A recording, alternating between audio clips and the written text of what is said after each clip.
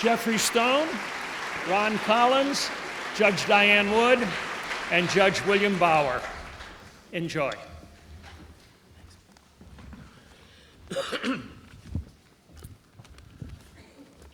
I'm Geoffrey Stone, professor at the University of Chicago Law School, and I'm delighted to have the privilege of moderating this morning's event. As you may be able to hear, I have a cold, which I've been whining about all morning. And you know what it's like when you have a cold. It's very hard to do these sort of public events. Your head is all filled like with cotton, and you can't speak clearly and you can't think clearly. So I hope you'll bear with me. When I get a cold like this, it reminds me of an incident when I was a kid. I had a very close friend named Steve, and Steve was a little slow. Nothing clinical, but he was just slower than the rest of us. And I remember one day when I was, I don't know, maybe 8 or 9 years old, and I was playing with Steve, and I had a terrible cold then, like what I have now. And it suddenly occurred to me, this is what it must be like to go through life as Steve.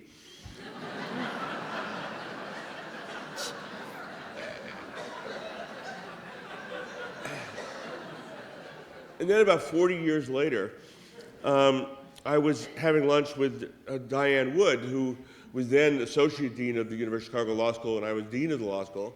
And we were sitting in the Dean's office, and Diane had a terrible cold. You won't remember this. And she was coughing and sneezing, and she was obviously feeling terrible. And I felt bad for her, and I said, Diane, why don't you go home? Obviously, you're not feeling well. And she said, no, it's okay, it's okay. And it suddenly occurred to me that Diane must be thinking, this is what it's like to go through life as Jeff Stone.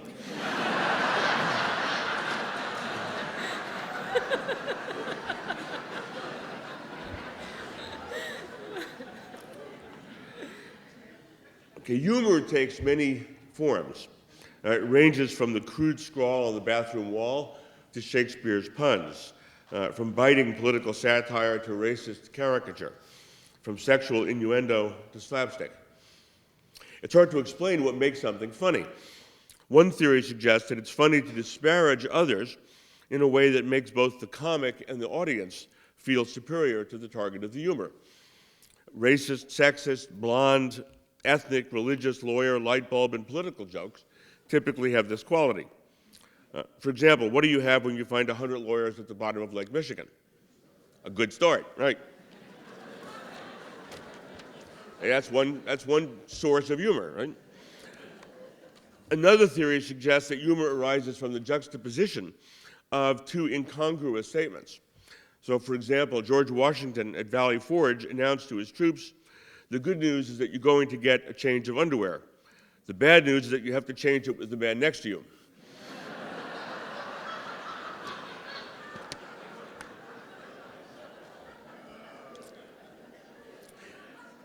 And the third theory argues that humor taps into taboo subjects, such as race or death or illness or religion or sex. And it's the very fact of the taboo that makes something funny. So, for example, this is one of my favorite jokes, by the way. A guy walks into a bar with a pet alligator, and he puts the alligator up on the bar, and he turns to the astonished patrons and says, I'll make you a deal. I'll open this alligator's mouth and place my genitals inside. Then the gator will close his mouth for 1 minute. Then he'll open his mouth, and I'll remove my genitals unscathed. In return for witnessing the spectacle, he said, each of you will buy me a drink. The crowd murmurs their approval, and the man climbs onto the bar, drops his trousers, and places his privates in the alligator's open mouth. The gator closes his mouth as the crowd gasps in horror. After a minute, the man grabs a beer bottle and sharply raps the alligator on the top of the head. The gator opens his mouth, and lo and behold, the man removes his genitals unscathed as promised. The crowd cheers, and the first of the free drinks arrive. The man then stands up again and makes another offer. He says, I'll pay anyone $100 who's willing to give it a try. A hush falls over the crowd. No one responds. Finally, after a few moments, a hand goes up in the back of the bar, and a woman timidly says, I'll try, but you have to promise not to hit me on the head with the beer bottle.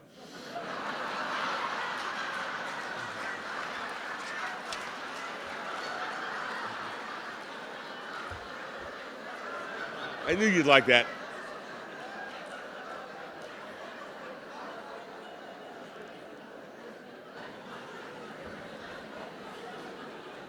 I'm glad I could give you that. That's good. Humor has been used throughout history to entertain, to mock the powerful, to challenge the accepted wisdom, to alleviate stress, sadness, and fear, to educate, inform, and provoke, to break down social conventions, to disparage and demean individuals and groups, and to fight oppression. From a First Amendment perspective, the essential thing about humor is that it has never been defined as a separate and distinct issue in and of itself.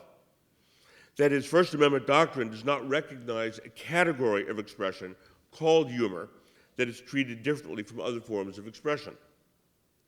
Humor can be political, religious, literary, hateful, commercial, scatological, entertaining, and trivial. It is best understood as a means of expression. Humor is not the message, but the medium. It is how one conveys an idea rather than an idea itself. Of course, what I just said assumes that humor conveys an idea, but some humor conveys no idea, or to the extent it does, the idea is so incidental as to be essentially meaningless. Think of Henny Youngman's Take My Wife, Please, or Abbott and Costello's comedy sketch, Who's on First? Now, these examples are relevant because one question one might ask is whether humor that has no point but to be funny is protected by the First Amendment.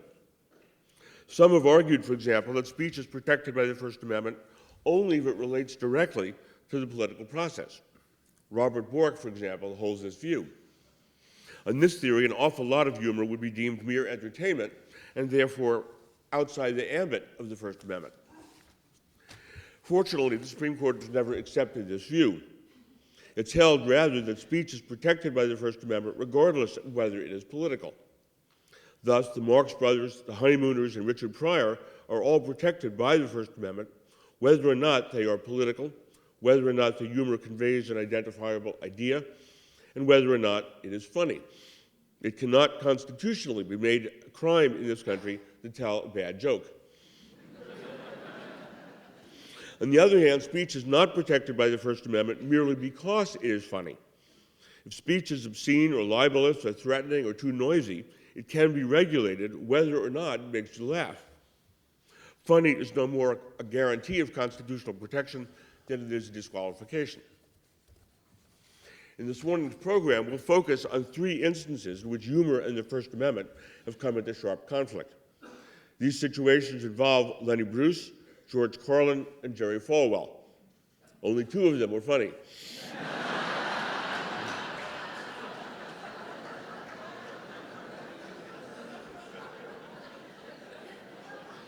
I'd like to begin with a clip from Lenny Bruce, and then Ron Collins will initiate a discussion about Bruce and his humor and the First Amendment. Oh, by the way, before I continue, with obscenity, I want to, that's, might not condition to that word. You know the meaning of obscenity, don't you? Perhaps you don't. See, if I do a disgusting show, or use any disgusting word, or I just continue talking about pork, that's my right, you see, as an American citizen, to discuss pork on stage. Although disgust all of you vegetarians and Jews and Muslims, that is my right. And if you communists would like to suppress that right to talk about ham and pork, that's your right. Now, if I do a vulgar show, I sing rock and roll tunes. Just in the most vulgar form, with a big bulbous nose, that is not obscene. Obscenity has one specific meaning: to appeal to the prurient interest, to get you horny. That's what obscenity means, yes. See, that's why strippers can get arrested for being obscene. They come out and they do a horny dance. The viewer gets horny and rapes somebody who didn't see the show. That's why we have the laws. So obscenity does have one specific meaning, and only those illiterates that are offended. And if, quote, Drew Pearson's a son of a bitch, I'd like to introduce you to my aunt, and this is her husband. What's he do for a living? He's a businessman. He's a son of a bitch. It's not very nice of you. If you don't even know the man and make a generality. I tell you, all businessmen are son of a bitches. Are you kidding me? In fact, my father told me that. My father told me that all businessmen are son of a bitches. I never believed my father until now. What's your name? JFK. Your initials allude, I see. That is a direct quote, Time Magazine, London Observer. President John F. Kennedy said during the SEAL strike, my father once told me that all businessmen are son of a bitches. I never knew my father until now, unquote, President Kennedy. Now, we have two presidents that use the word son of a bitch. It was Truman with Drew Pearson. Now, supposing we have an integrated cabinet in 30 years, might I hear? Drew Pearson's the motherfucker, Daddy. Or my daddy once told me, oh, businessmen motherfuckers, motherfuck you too, Daddy. I would like an honest equation from any, at least grammar school graduate. Is the word son of a bitch less obscene to you than motherfucker? Really? Is it the fact that a Catholic president called all businessmen son of a bitches in a Jewish comic relates motherfucker?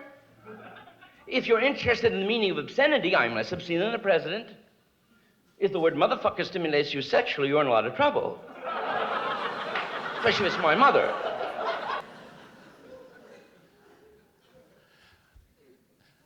Before we go to the next scene, the next clip, I'm Ron Collins, and what a delight it is to be here in Chicago, the birthplace of my father, who grew up here. And I haven't been here since I was researching my book, The Trials of Lenny Bruce, which I did with my co-author, David Scover. And, the Chicago connection with Lenny Bruce is really incredible. There was a man, as Bert Joseph and others know, named Hugh Hefner, who had seen Lenny perform in San Francisco and brought him here. And the rest is history. It's comic history. It's also tragedy, and we'll talk a little bit about that. But for those of you who are old enough, you may remember a place called the Gate of Horn. And it's where women wore go-go boots and men came, including Geoff Stone, in Nehru jackets. And this is where Lenny Bruce performed. And I just want to put a name in the record so we don't forget. It's been lost to history almost. A man named Alan Riback. Some of you may know that name. Incredible man. He owned the Gate of Horn. And though Lenny's conviction, we'll talk about in a moment, was reversed, he lost his liquor license, and a great American club that was a great venue for all sorts of artists ended with that story. So a tribute to the late Alan Riback. But there were other people involved in this story. Before there was Geoff Stone at the University of Chicago, and Jeff, I never knew you were such a comedian. Great job. There was a guy named Harry Calvin, incredible professor of law, and was a close friend of Lenny Bruce and defended him. Worked with another man named Maurice Rosenfield, a University of Chicago graduate, and for those of you who are old enough, you remember the name William Ming. Those are three great Chicago figures, all involved in defending Lenny Bruce and trying to help Alan Riback. And it's an incredible story about a man who went to a place located at 1036 North State Street, the Gate of Horn, which is supposedly, as mythology tells us, is where dreams come true. Some dreams did come true, but it ended in really a rather sad story. Talk about that in a moment. But before we do, we cut to this next clip, just a little bit. We'll get back to the story about Lenny Bruce and give you a little overview. But what's happened now is Lenny Bruce is before Judge Axelrod. He's in San Francisco. He was performing at a club called the Jazz Workshop. All the places that he was arrested were comedy clubs, and most of the routines took place after midnight. And he used the word cocksucker. And so now he appears before this judge, Judge Axelrod, who really has no patience. And so after the prosecution puts on its case, Judge Axelrod rules. And his lawyer, Al Bendick, stands up and says, wait a minute, we haven't had a chance to put on our defense.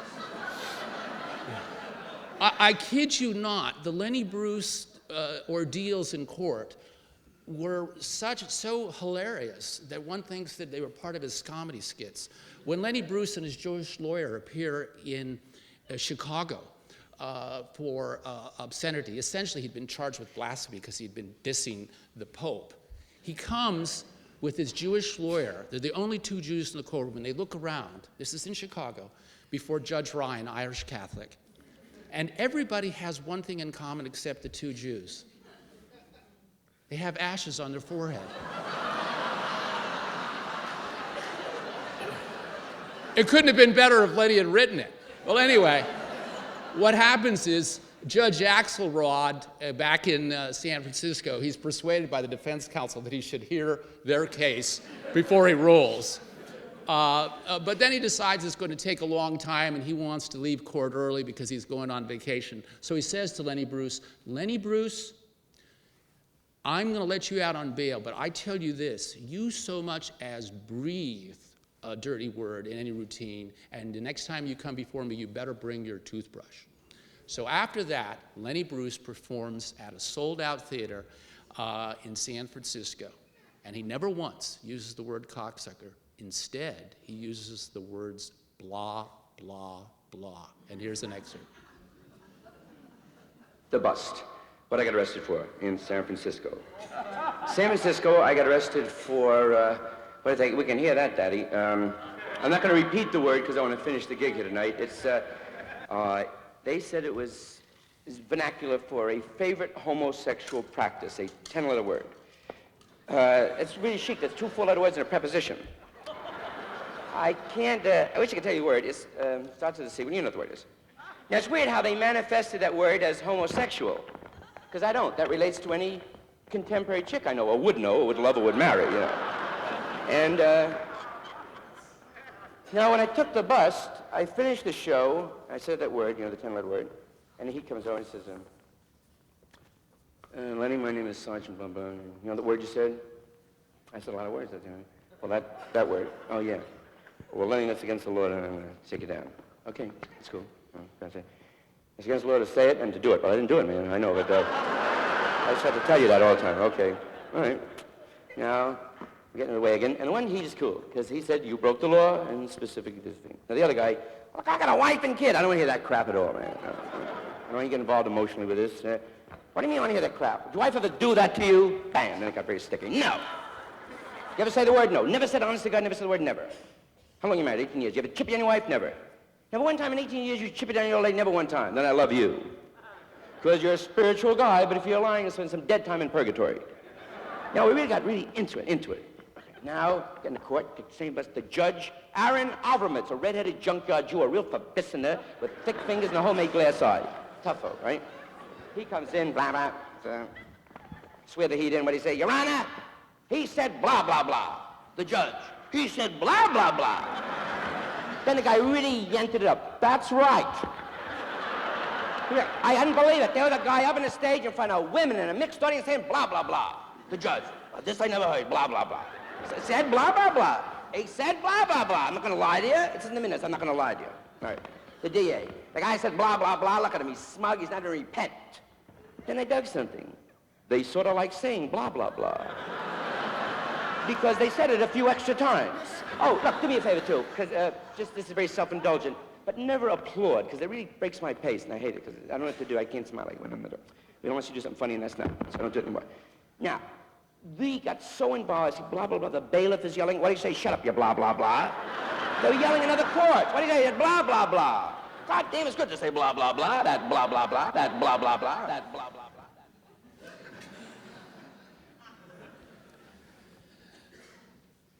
Lenny Bruce, Chicago. You know, I'm so tired of hearing this whole rap about the Jews killing Christ. You know, how long have we Jews been saddled with this? You know, the Jews killed Christ, the Jews killed Christ, the Jews killed Christ. I've just had it with it, you know. Okay, let's set the record straight. Yeah, we killed him. And if he comes back, we'll kill him again.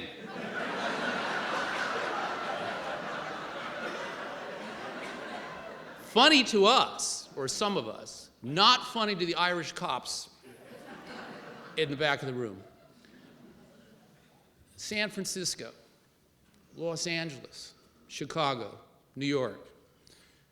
Between 1964 and 1966, Lenny Bruce is arrested 8 times, prosecuted in 4 states, 28 appellate judges hear his case, 9 trial judges hear his case, 3,500 pages of trial transcript.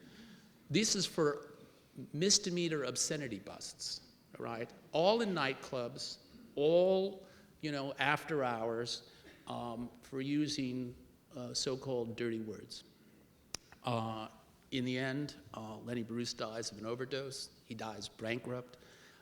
This was a man who had an incredible talent, and when it was all done, he died convicted criminal. Few words about that in a moment. Los Angeles, prosecuted for obscenity by a man named Johnny Cochran.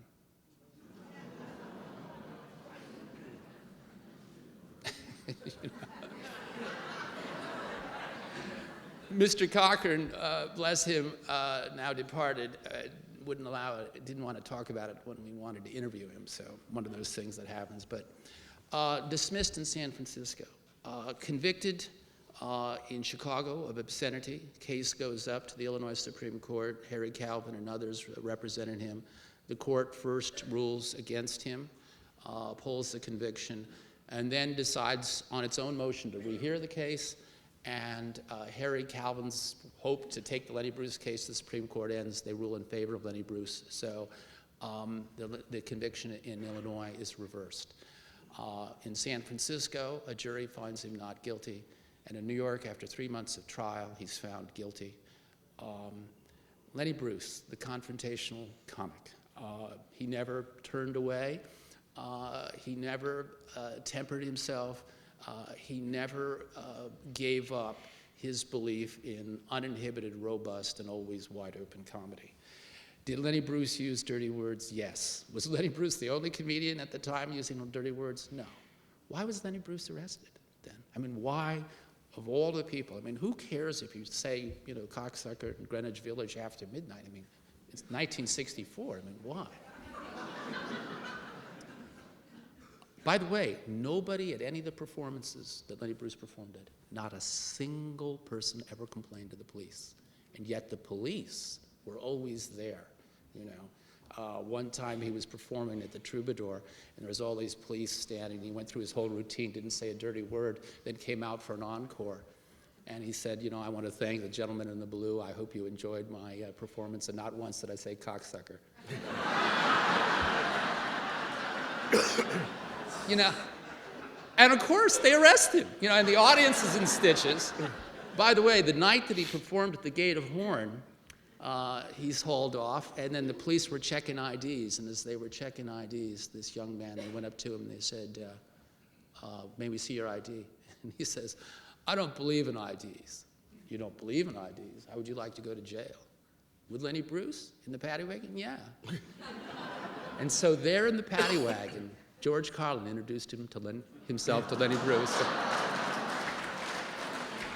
Anyway, we can go on and on and on, but the fact is, at the end of the day, what Lenny Bruce was prosecuted for, essentially, was for challenging the establishment, for challenging the mores of his day. In Chicago, clearly, although he was charged with obscenity, in reality, what his charge was blasphemy, all right? He was a Jew criticizing the Catholic Church, mocking the Pope, mocking the excesses of the Catholic hierarchy. Now, what kind of Jewish person criticizes Catholics? I mean, you know, at that time, they just didn't do it. And, you know, he received a fair amount of criticism from people in the Jewish community.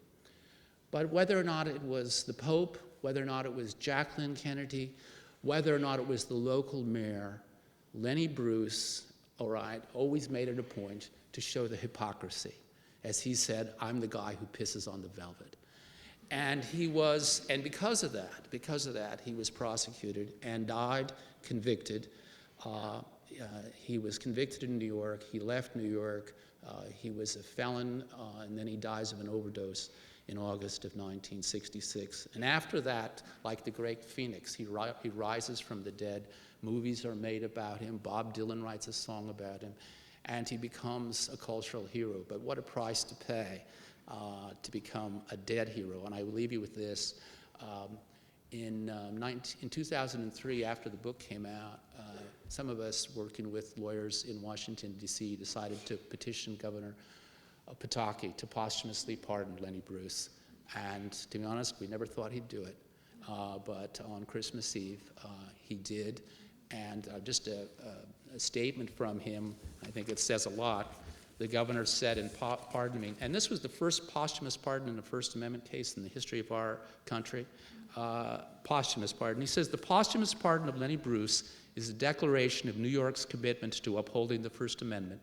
Freedom of speech is one of the greatest American liberties, and I hope this pardon serves as a reminder of the precious freedoms that we are fighting to preserve as we continue the war on terror. Just one more statement, if I may, and it just says a lot. It's unfortunate, though, that we have to come to the defense of such comedians after they're dead. You would think that we could honor them and honor their First Amendment rights in our lifetime. There was one other man, I think I mentioned to you, Hugh Hefner, who was involved in this story. When we interviewed Hefner, we told him that there were many people who thought Lenny Bruce just pure vulgar, and that was it. And this is what Mr. Hefner, unscripted, there in his pajamas, replied, well, it's the way of things. After all, Pandora didn't know what was in the box. What do you get from freedom? Excesses, exploitation. And what does one say to that? A small price to pay. If you don't like it, don't listen to it, don't read it, don't watch it. Without free communication, including the vulgarians, we don't have a free society. Our democracy is based on it. The First Amendment is first because it is the most important. Everything else comes after that. Hugh Hefner.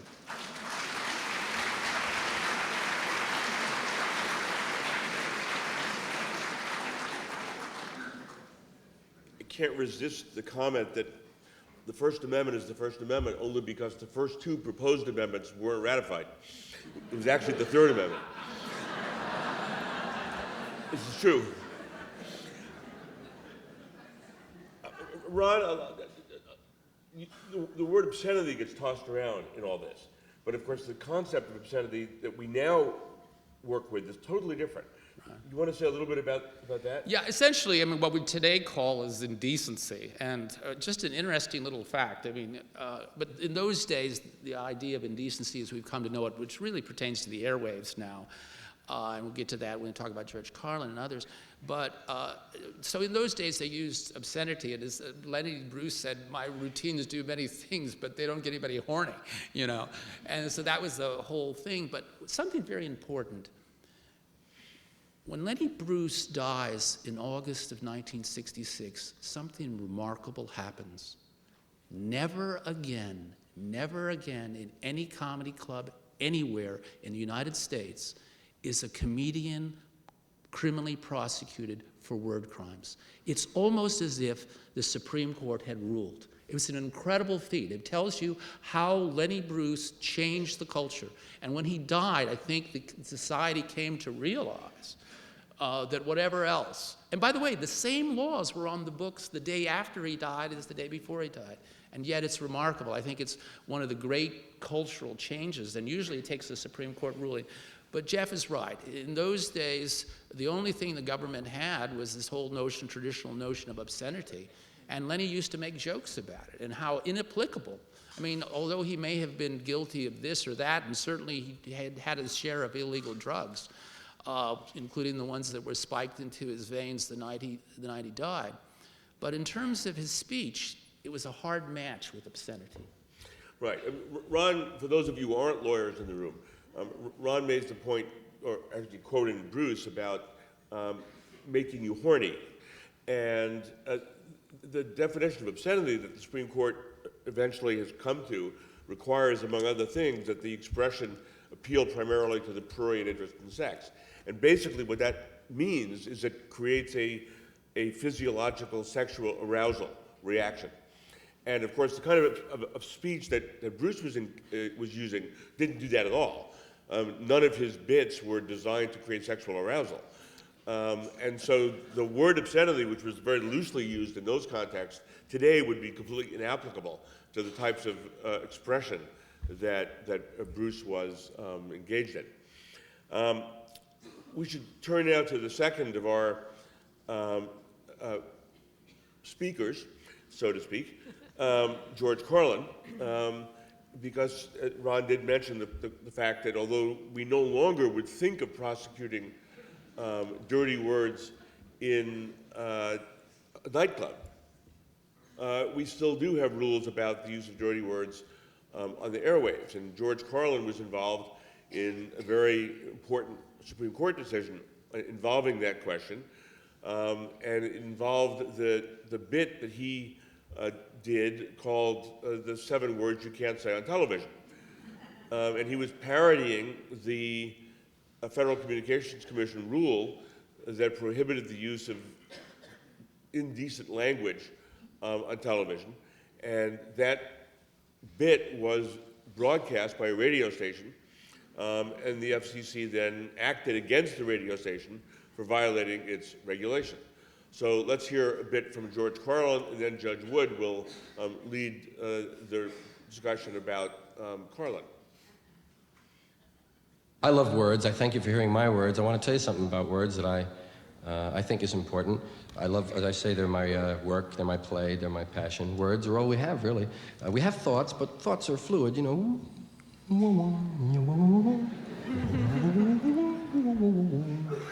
And then we assign a word to a thought, and we're stuck with that word for that thought. So be careful with words. I like to think, yeah, the same words, you know, that hurt can heal. It's a matter of how you pick them. There are some people that aren't into all the words. There are some people that would have you not use certain words. Yeah, there are 400,000 words in the English language, and there are 7 of them you can't say on television. What a ratio that is. 399,993 to 7. They must really be bad. They'd have to be outrageous to be separated from a group that large. All of you over here, you 7. Bad words. That's what they told us they were, remember? That's a bad word. No bad words, bad thoughts, bad intentions, and words. You know the 7, don't you, that you can't say on television? Shit, piss, fuck, cunt, cocksucker, motherfucker, and tits, huh?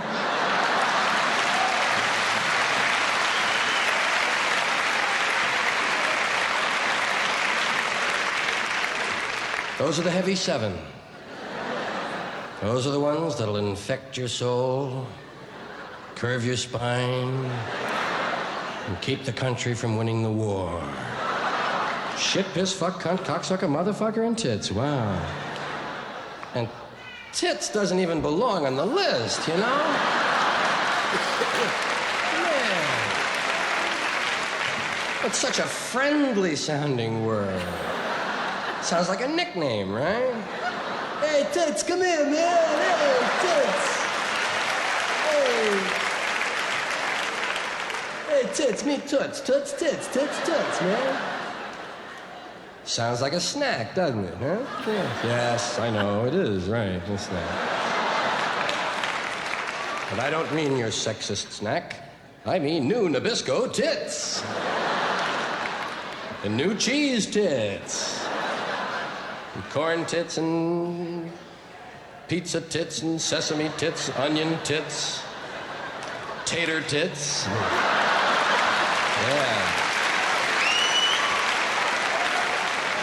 Bet you can't eat just one.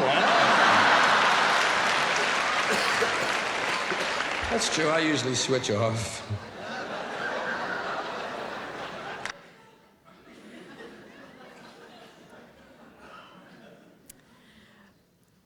It's very hard to follow that. But in preparation for this morning's program, I bought George Carlin's posthumous autobiography entitled Last Words, and I'm going to mention a little bit more about that in a minute. I should start by saying, as Ron did, it's really a pleasure to be here. What a great topic. And I was thrilled to be asked to talk about George Carlin, because who can forget George Carlin? He won 5 Grammy Awards for his comedy albums. He performed in 14 HBO specials. He was an actor. He wrote books. He managed to get, as it were, much further in his career than Lenny Bruce did, unfortunately, for Lenny Bruce and for the rest of us. But he was certainly famous for his trenchant critiques of our culture. And he always delivered these critiques from the point of view of an outsider. Some of you remember one of his early gigs as the hippy-dippy weatherman, and I think he never lost that persona. He was a great admirer of Lenny Bruce, starting with that incident in the paddy wagon, and he profoundly influenced a whole group of modern comedians, people like Louis Black, Stephen Colbert, Bill Cosby, Bill Maher, Jerry Seinfeld, Jon Stewart, just to name some of my favorites. So what I'm going to take a look at is one of George Carlin's most notorious moments. You've just heard a clip of it. This sequence was played on a radio station owned by Pacifica, and the Federal Communications Commission didn't like that. They broadcast this 12-minute monologue that he'd recorded before a live audience in California, and actually the broadcast was preceded by a warning that people might find it sensitive. But the warning wasn't enough to spare one man who happened to be driving around with his son that afternoon. I'll mention a little bit more about him in a minute. He was greatly offended by what he heard, complained to the FCC, and the FCC put a warning letter in the radio station's license file and reminded it that this was one thing that might be taken into account when its license came up for renewal. Now, this is, of course, not the same thing as throwing a man in jail for speaking, but in some ways it's equally troubling to think that what we hear in broadcast media will be sanctioned that way. So Pacifica fought the sanction, and the case wends its way up to the Supreme Court. So what I thought I would do is outline a little bit of what the Supreme Court had to say, because I think it puts some questions on the table for us a little bit more in the modern context. Like many First Amendment cases, Pacifica was not one in which the court issued a single opinion. Instead, it opened with one of these roadmaps that challenges, shall I say, lower court judges like Judge Bauer and me when you're trying to figure out what you've been told to do. It actually starts out, and this is what it says. Mr. Justice Stevens delivered the opinion of the court, parts 1, 2, 3, and 4C, and an opinion in which the Chief Justice, then Warren Burger, and Mr. Justice Rehnquist joined, parts 4A and 4B, and Justice Powell wrote a separate opinion, concurring in part, concurring in the judgment. Justice Blackmun joined that, and then Justice Brennan and Justice Marshall dissented. So there you are. Now we know what the answer is. Justice Stevens began by describing this monologue, which he actually referred to as Carlin's filthy words monologue, and noted that Carlin repeated frequently that these were the words you couldn't say in public, and as we just heard, the audience laughed repeatedly as well. So as I said, and by the way, Justice Stevens attaches a transcript of the entire monologue to the opinion of the court, in case you'd like to read it. So this is October 30th, it's in the middle of the afternoon. What Justice Stevens doesn't tell you in the opinion is who it was who complained about it. It was actually a man named John R. Douglas, who was a member of the National Planning Board of a group called Morality in Media. And the son, his son was in the car, but his son was 15 years old at the time. Now, I don't know about you, but I think when my son was 15 years old, he probably could have taught me a thing or two about words, shall we say. But in any event, it was a complaint. As far as I know, it was the only complaint filed. It was not unlike, again, the Lenny Bruce situation. And so the FCC acted. They told Pacifica they'd crossed the line. They placed this negative comment in the file. And the commission issues a statement saying, we intend to clarify the standards that we're going to use in responding to complaints about indecent speech on the airwaves.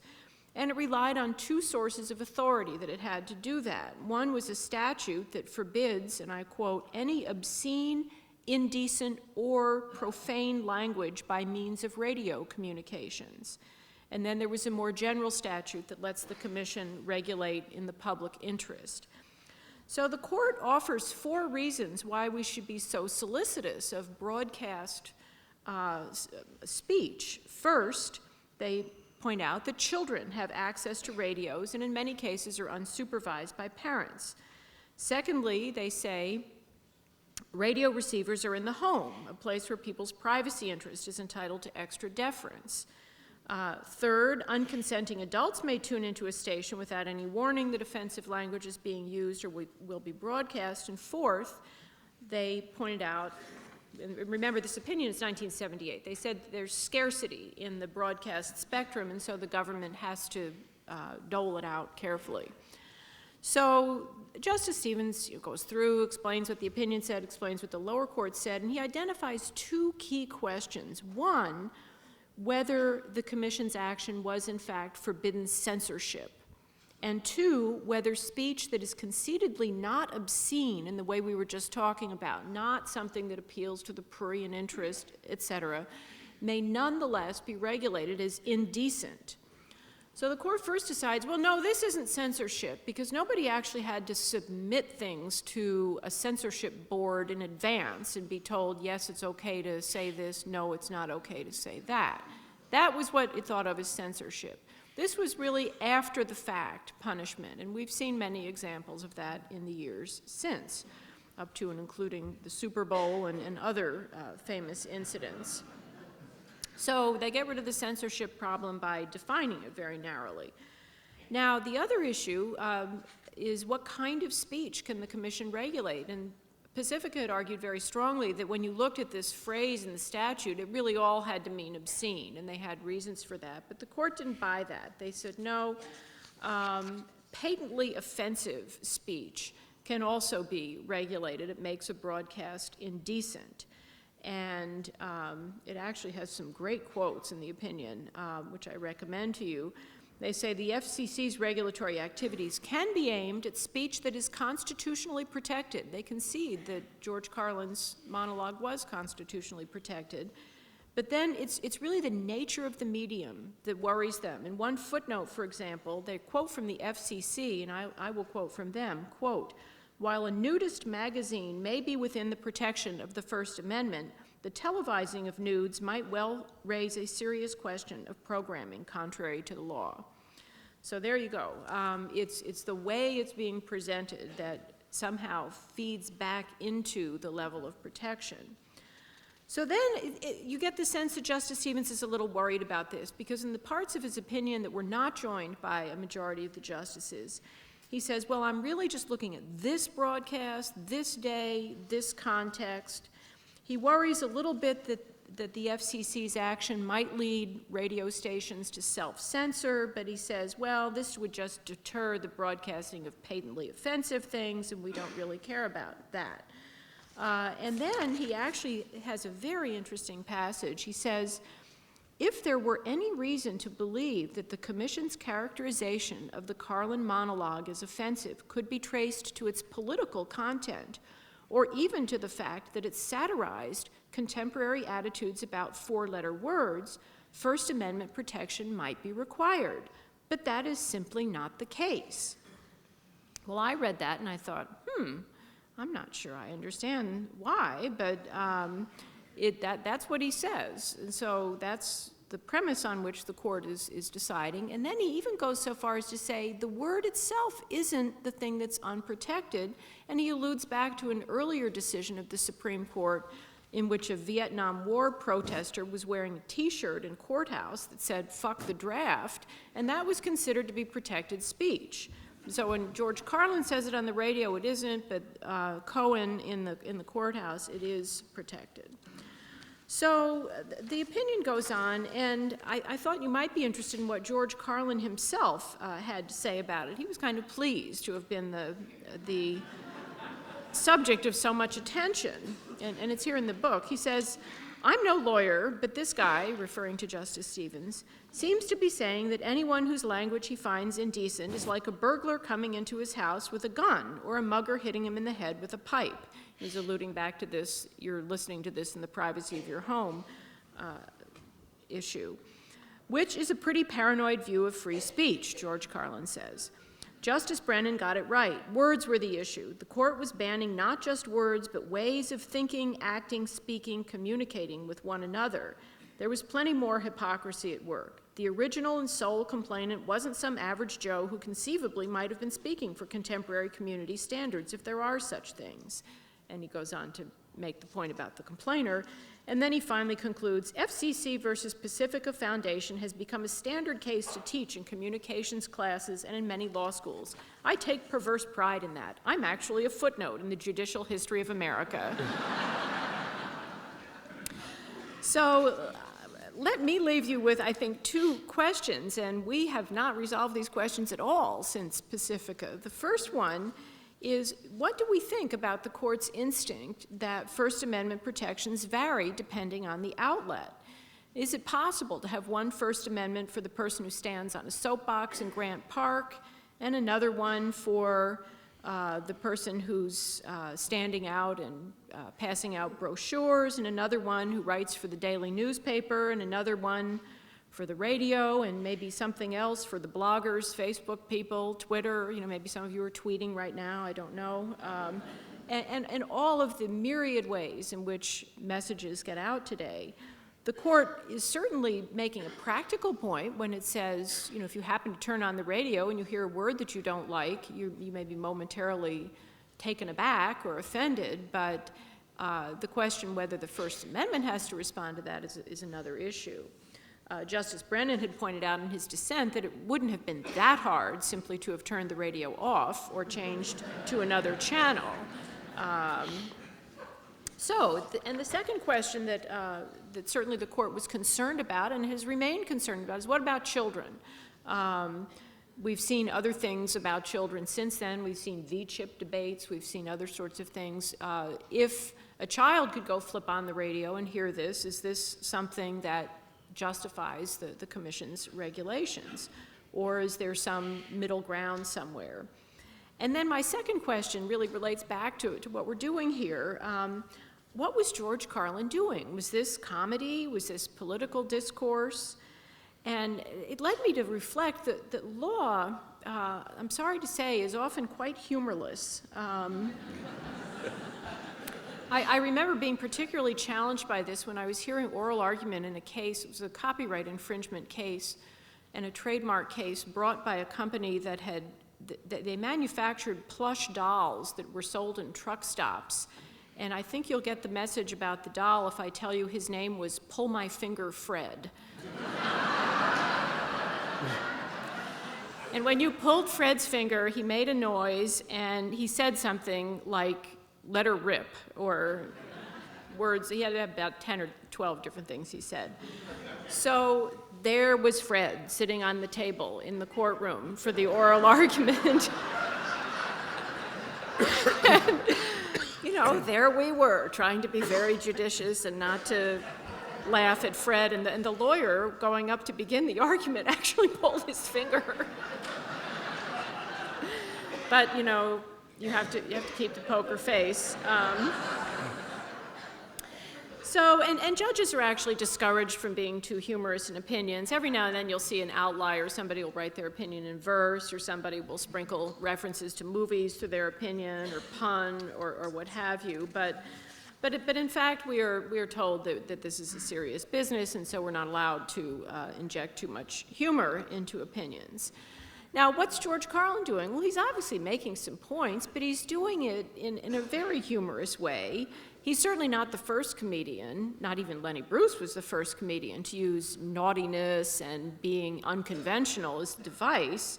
You can go all the way back to Aristophanes if you want. You can look at Shakespeare's rather crude comedians who interject scenes in the middle of even the most sober of tragedies.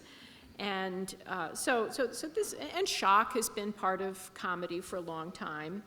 I would suggest to you that it's almost surprising in today's world when somebody chooses to refrain from using such words. And it reminded me of one of my favorite Jeff Foxworthy routines where he's talking about taking his wife to the Appalachians. And the point that he's making is that she didn't really like the outdoor life. But the way he said it was something like, "You can't describe what went on without using the word cluster."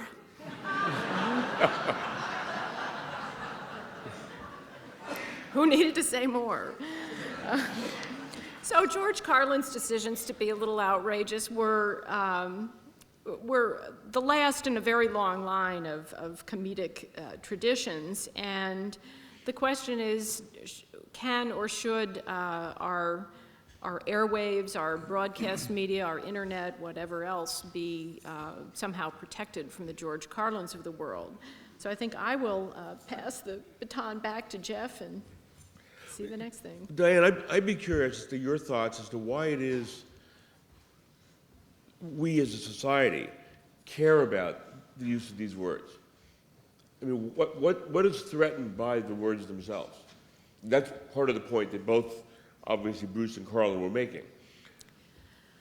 Well, that's a big question, and I guess what I would reflect on is whether they allude even to topics that Victorian polite society would have wanted discussed. I'm not sure that if you go all the way back to the 19th century, people wanted to talk about sexual or excretory functions no matter what words were being used. So I think there's really a content point as well as a particular word point that's being made. Now, there's a different and really interesting question which came up with the more recent Fox News case that the Supreme Court decided about so-called fleeting expletives, and that's whether these words actually have that content anymore. Words evolve over time, and one of the things the Supreme Court was actually being asked to decide, they didn't really decide this, they just decided to leave it up to the Federal Communications Commission, is whether the word fuck actually has any sexual content at all, or whether it's just become so repeated it's just sort of a sound people make when they're in the middle of speech. So. I think we should move on to the third of our... Oh, fuck. I think we should move on to the third of our subjects, and this involves Jerry Falwell and Hustler magazine. Many of you will remember, there it is, yes. Many of you will remember that Campari had an ad campaign back in the late 70s and 1980s that used the kind of ironic notion of my first time. And it was celebrities who basically would be interviewed and would tell a story about the first time that they'd tried Campari, but it would always have a sexual innuendo about it, was sort of the punchline, was that what they were talking about was trying Campari rather than some other naughty act. And so Hustler magazine did a parody of the Campari ad using Jerry Falwell. And you can't read the text, so I will tell you what it says. Falwell, my first time was in an outhouse outside Lynchburg, Virginia. Interviewer, wasn't it a little cramped? Falwell, not after I kicked the goat out.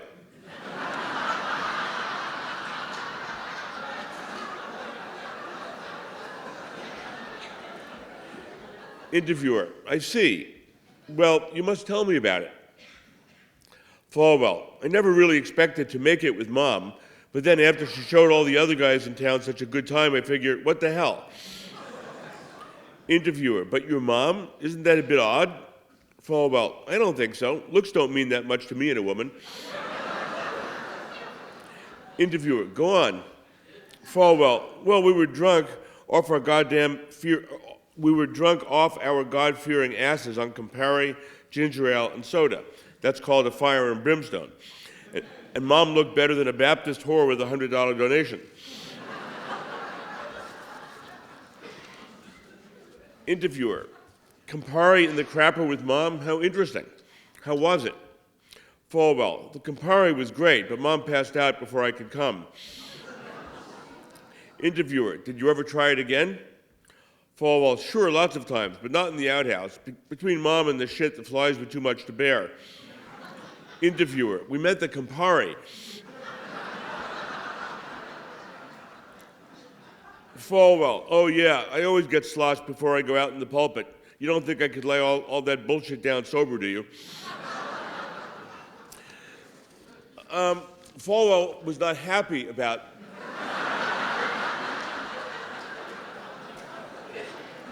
this ad, and he sued Hustler magazine for intentional infliction of emotional distress. And Hustler claimed that the parody was protected by the First Amendment. Judge Bauer. I know they get to me eventually because they save the best for last, because I've got a case where nobody is sympathetic. I mean, either Flint nor Falwell. I think you said only two of these were, of the three, only two were humorists.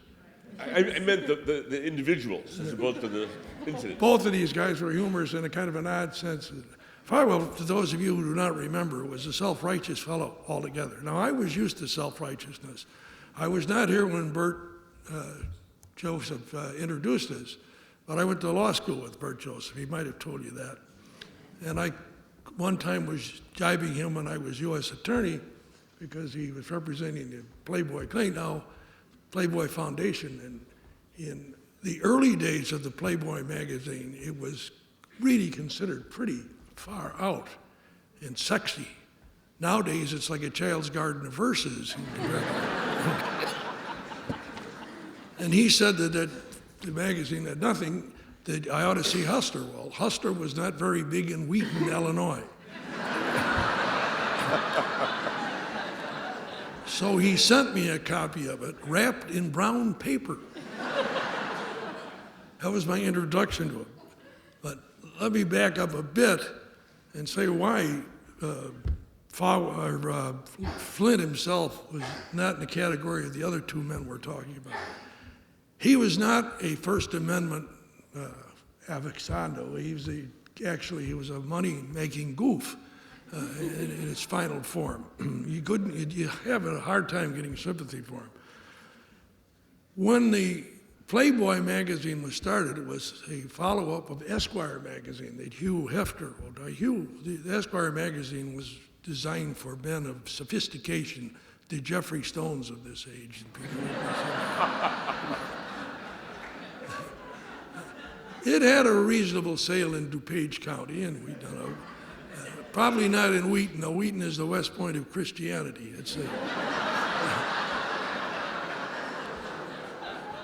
You may laugh. Remember, I was state's attorney in that county for a great number of years, and so the Sword of the Lord, Singspiration, Youth for Christ International, Wheaton College, the Billy Graham Center, all of those. A candidate for office could not smoke cigarettes in the public streets, let alone acknowledge that sort of thing. And in the world at large, there was a group in those days called the Citizens for Decent Literature, that if you failed to find something vaguely sexy yourself, they would be happy to bring it in. Now, I think most of the stuff being sold was sold to people who were members of the Citizens for Decent Literature. If they'd quit buying it, the sales would have dropped off to nothing and it would have been out. But they created all sorts of problems. I'm leading up to something with this. One of the problems that they led up to is they advertised the Citizens for Decent Literature, the PTA groups. The essential story was that the smutty literature was destroying America. The fiber of our children were all going to be destroyed completely. And they enlisted with this program Loretta Young. To those of you who do not know who Loretta Young was, she was a very famous actress at her time. And they had a film clip of about 10 minutes in which she would come in. And if those of you who are old enough to remember this, she used to come in with the swish, boom, and that was Loretta. And she would then get out and tell all the people in the PTA that the dirty literature was killing America, choking, ruining the children, caused everything from pimples to rape, and it was their duty to go and make sure that these things, these magazines and books were not being sold to their children, and to go and look and insist that they be. And so a number of PTA groups would go, and then they would buy the books and come in and hand them to them. My standard answer was, if you think it's dirty, go swear out a warrant if you think it's pornography. And he said, well, no, you're the job, you're supposed to know. I said, no, I've read my duties very carefully, and it does not involve my reading dirty books. And it says I should know the law. But I prosecute criminals when crime has been charged. You would go and do it. Well, two ladies took the Citizens for Decent Literature up and went into a store with a man who, at those days, I thought he was a very old man. He was about 3 years younger than I am now. But he had a smoke shop in which he sold newspapers and cigarettes, newspapers to people that were transients coming in, right near the train station. In the back, there were a series of books that were sold that were faintly odd. And nowadays, nothing there in the front. Children are reading them in third grade. Anyhow, the ladies came in, picked up some of these books, went to the local police station, said, would you check and make sure that the young people do not go into this store? Well, they did, and they arrested the poor guy. Now, one of the things you have to prove when you're prosecuting a pornography case is that the seller or the purveyor knew what it was he was selling, that he had what is legally called scienter, guilty knowledge. I could not prove this man could read the front page of the newspaper. But I'm stuck with this crazy case, and it got headlines because the Citizens for Decent Literature was plastered all over. So the purveyor of the books was Charles Levy and Sons in Chicago. The owner came to me, or the lawyer came to me, Charlie Ross, and he said, look, we don't want to fight with anybody. We're representing the old man. We'll pull all the books out that the ladies object to. And I said, okay with me, I don't care one way or another. He said, we'll pull them all out if you will dismiss the case against them. I didn't have a case against the old man. And he said, not only will we pull them out, we'll pull them out all over the county. I said, you do whatever you want to. So he did. So we went before the judge before it was pending. He says, I'm moving to dismiss the case, Your Honor. Mr. Levy says they're going to pull all these books.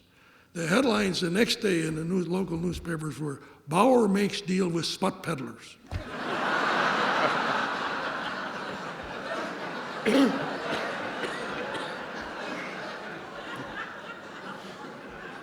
So you see the atmosphere in which I got involved. I was on the Court of Appeals. I went on the Court of Appeals in January of '75, so I've been in this position for some time. But I was there when the magazine Falwell and Splint, and I said that it had the same feeling as when the old joke about watching your mother-in-law drive your new Cadillac off a cliff. I didn't care who the hell won. I hope they both lose. And it worked out perfectly because the only people that made anything out of this were the lawyers, and they made out like a burglar. So which I was gloriously happy. Now, Flint went into the business. After you left the Esquire, we went to Playboy. The next one was the Penthouse, which took the next step forward. And Hustler decided to go the next step forward, and they printed anything, everything, and their design was to just shock everybody. Letters to the paper itself would be frightening enough. But I know why he did this, and he's quite right. Sex sells. By the way, one of the fastest sellers, a member of my court, by the way, is a prolific writer named Richard Posner. To those of you who have not read his material, you've been in hiding. He has written 24 books since he's been on the bench. That's apart from his other writing and so on. The bestseller he wrote, however, was Sex in the Law. I do not recommend it to you. It's a blueprint for celibacy.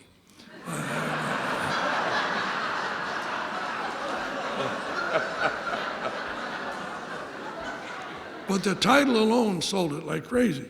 Well, Flint recognizes that people will spend money for being titillated with sexual stuff, and so he produced this. I learned that when I was in the Army. In the end of World War II, I was in the 7th Infantry Division, Okinawa, and we liberated Korea. It was not an Army of Occupation Liberation, and the Army decided we should be educated, and they sent books over from there, what was called Uncle Sam's Little Red Schoolhouse, USAFE, United States Information and Education Center. And they picked them for the area in which you were playing. Well, as far as they were sitting in Washington, anything in the Pacific was the South Pacific. So, you know, Korea was, they didn't know where it was. Anyway. I was assigned, since I had been in college just before I went in the Army, to have the books available for people to come in.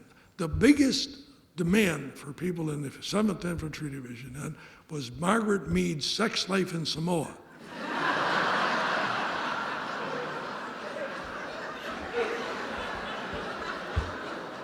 We had a limited number of copies, so they had 2 days to submit. And I enjoyed watching them go through, waiting for the dirty part. I will recommend that book to you. It's a splendid discussion of the social science. Let's get back to where we were. When Falwell, who was busy telling the whole world how to live and what God should do if he had the information that Falwell had himself, and then pointing out, he attacked the Hustler magazine himself in lectures and speeches, but Hustler was just the prime end of the thing. Flint decided to use this thing. By the way, my resentment was I enjoyed Campari until I haven't tasted it since this happened. But at any rate, he had 3 prongs in his suit. He sued for libel, he sued for the intentional creation of a tort, personal, and the third was for invasion of privacy. Now, how the hell he got involved in invasion of privacy? I don't know.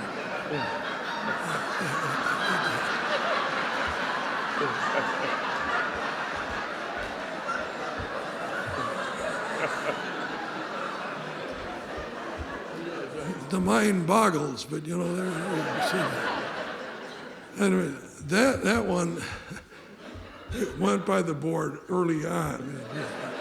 The trial judge decided that it was, we tried a jury on the other 2. They found that he was, there was no libel because he was, to be libelous, it has to be believable. You have to say something. He said, nobody would believe this damn story that was true. I say, apparently apparently Falwell thought it was true. But he would be the other one. They pointed out that in order to show that you lost something, that your professional position was attacked, you had to show that people thought less of you as a result of this. I'll tell you, nobody in the world thought anything less or more of him. The people that thought he was a nice guy still thought he was a nice guy. Everybody else, while they didn't believe this, didn't think it was because of that they didn't like him. They didn't like him in general purposes, for general purposes. The other thing, but the trial court let it go on the issue of tortious interference, and that is to destroy, cause great consternation in it, and it's tortious. The jury returned a verdict, and libel they let it go. Libel they turned him down on, but they entered a verdict. Court of Appeals affirmed and said that, yes, they went out of their way. In his deposition, they asked good Larry Flint, who was at that time suffering from a wound. He was recovering from a shot. Somebody tried to assassinate him, which was the ultimate in criticism, I suppose. He was heavily sedated, and they asked him a series of questions. One of them says, "Did you intend to injure him?" He says, "Oh yeah." He said, "Did you intend to humiliate him?" "Oh yeah." Blow him right out of the box. One kid said, "Did you intend to destroy him?" "Kill him completely." He said. The judge let the jury hear those things. Although the defense said he was under sedation, he didn't know what he was saying. I think he damn well knew what he was saying. And he probably had the same attitude when he finished up. At any rate, it went to the Supreme Court of the United States. And the defense was that Falwell was a public figure. Now, that merits a little discussion, too. A public figure has several definitions. One of them is everybody at this table is a public figure. And we have intruded ourselves into that position for some purpose or another. I ran for the job of state's attorney. I ran for a state judge. I put myself as a public figure. So people can say nasty things about me, and I can't do anything unless they accuse me of a crime or something along those lines. Now I can sue. But if they say I'm a goof, you know, there you go. The vice president of Harry Truman one time said that one of his compatriots was running for sheriff, and his opponent had called him a no-good son of a bitch, and he sued. And the jury returned a verdict. We, the jury, find that the plaintiff is a no-good son of a bitch.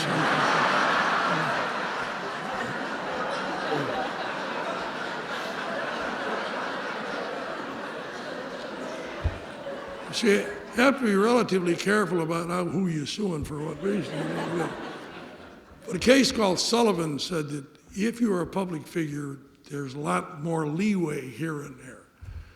The Court of Appeals recognized that. They recognized that he was a public figure, and they recognized that there was a lot of leeway. But they said the intention infliction of a tort to cause great anguish was not covered by that. The Supreme Court said, yes, it is. If you're a public figure, you got to be a little thick-skinned. And the fact that you felt, Falwell said that he felt terrible about it. Just right to this moment, he was destroyed by this. And they said, well, that's okay. We're not here to keep you feeling well. There cannot be a recovery for outrageousness in the area of political or social discourse about a public figure, period. So I cheered vigorously. All the lawyers collected their money. This is still the rule, but there is a major difference. This is a 1983 case. The cases we were talking about earlier were cases that occurred in the 60s and 70s. It is an absolute fact that if I wanted to buy a dirty magazine when I was growing up, I wouldn't know where to find it. We had little 8-pagers or things that were passed around amongst the older boys. But I didn't understand them either, so but I was a total product of parochial schools on the south side of Chicago. And sex was not an educational thing. I mean, you found that out, I suppose, when you were 40. And one of the things when we got the question that Judge Wood raised was whether or not the word fuck means anything anymore. At the end of World War II, the Stars and Stripes magazine, or newspaper, was still being published. And people were being discharged. There were 16 million people in service during World War II, and were being discharged with great jobs. And they gave you a little thing to put on your jacket. It was a homing pigeon, but we call it a ruptured duck. And one cartoon is a table. They're walking their son home, and his son's a sailor, and he's got this on. And everybody in the family is looking at him, and the old man says, "Pass the what kind of potatoes, son?"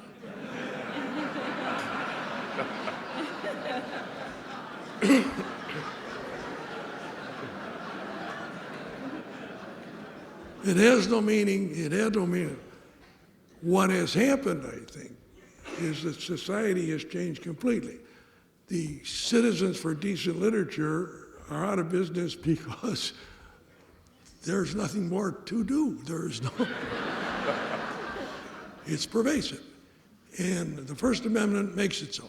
It is, I think, generally speaking, what this says is that it's providing you don't accuse anybody of a crime. When you're engaged in social or political discussion, you can say whatever the hell you want. And humor is only in the listener or the viewer.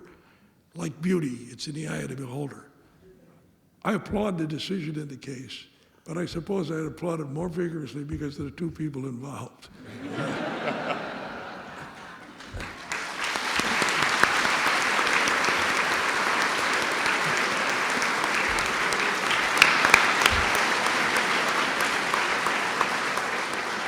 It's worth noting, by the way, in terms of the consensus that exists in our society about the importance of free speech, that the opinion in the Hustler case, which unanimously rejected Falwell's claim, was written by Chief Justice Rehnquist. So that tells you how far we've come in our society. Okay, we have a little bit of time for questions from the audience. Before we get to that, I just want to thank the Hugh Hefner Foundation for sponsoring today's program. It's appropriate that they should do so, and we are very grateful. Are there questions? Yeah. Well, the microphone. Yeah. Hi, I'm going to read it, okay? I'm a Chicago public school teacher from Von Steuben High School. Many of my students are in the audience here today. And although I encourage discussion and debate, I don't allow freedom of speech in my classroom with those 7 dirty words. And it often causes removal for disrespect. Anyway, my question is, if you could give my students one piece of advice about the importance of the First Amendment, what would it be? Rod? Can you hear the question? Yeah, okay. We teach them one thing. We teach them the principle, but we don't allow them to practice it. It is shameful how much speech is abridged unnecessarily in schools today. Of course, schools, particularly middle schools, high schools, there's a different standard and what have you. But I will tell you this: there is, if anything, what is necessary in high schools is to teach the students more about the First Amendment, to teach them how to practice it, and to teach them how to practice it responsibly. If anything, I think what we're doing is we teach the students one principle, but in terms of practice, what they're allowed to do on school newspapers is exactly the opposite. So I'm going to step down. Down here? Yes. Miss? Oh, okay, we'll do that, then come down here. I was interested in the comment that there's a distinction between protection of political speech versus non-political speech. And when in everything that I heard, even some of the most benign comedy seems to me to have satire or some political element, why wouldn't all this be defined as political speech? Well, what I said is that it was Robert Bork who held that view. Bork didn't wind up on the Supreme Court. So the court has not accepted the view that speech has to be political in order to be protected by the First Amendment. And one reason for that is exactly the point you make, which is it's an impossible line to draw. What speech is political and what speech is not political is very difficult because, after all, what Bruce was doing, what Carlin was doing, and what Hustler was doing was all very much political, even though you could also dismiss it as just being entertainment. Geoffrey also said that it also covers social discussions, social figures. Right. So not just political, having to do with politicians and things, but social events, life, all those other things. And that's what you're talking about, and that's protected too under the same. To echo Judge Wood's point, if any of you recognize the line, "I saw the best minds of my generation destroyed by madness," Allen Ginsberg, Howl, you cannot read Howl on the radio today. It is illegal. Because of the language, not because of that line. Yeah. No. Yeah, right. Yes. This will be our last question. What impact is the First Amendment going to have in connection with the internet? In what? The impact of the First Amendment on the internet is the question, and that's what I was trying to open the door to, since the internet, like the radio in an earlier time, is something that's ubiquitous, it's out there.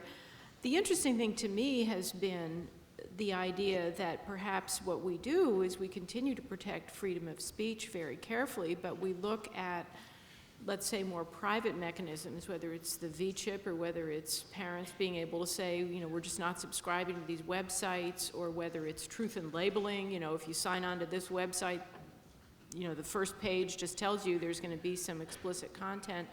The internet is our medium of communication today, so the First Amendment will certainly have a lot to say about it. Anybody else? Thank you very much.